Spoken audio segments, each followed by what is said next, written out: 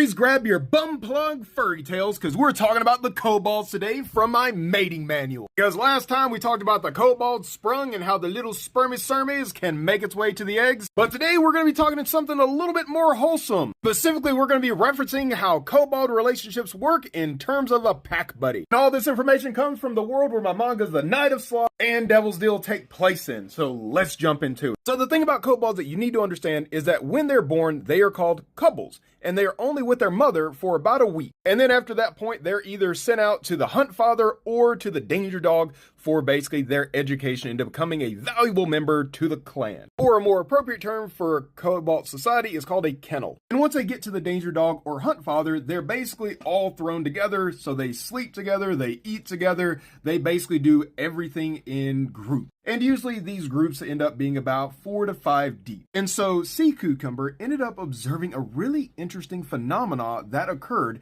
called a pack buddy. And this is when a kobold would basically sleep back to back with another kobold, and they would basically become what we would consider best friends. And regardless of what positions that they would later in life be staked with, whenever a pack buddy would run into another, they would wag their tails more, they would breathe a little bit heavy, and they would shuffle from foot to foot in known as a kobold dance. And one really interesting thing is that kobolds don't really feel a lot of romance. They're not monogamous lovers. They don't do human-style relationships where they are basically bonded together like that. They just kind of enjoy spending time with each other, and then they kind of go about their day, and they engage in sex whenever it's time to mate, and then they kind of go about their day. And so when the kobold mother basically decides, hey, it's your time of the month, you need to reproduce, she'll send out a call to basically any male kobolds around. They'll all race toward her, they'll jump in there, spurt the spooge, and then she'll go about her day. So you may be thinking, well, if they're a pack buddy and they're best friends, wouldn't this little guy potentially be jealous that he didn't get to dive into the guts? Well, the answer is, funny enough, no. The researchers had no single observation of a kobold pack buddy being jealous that they didn't get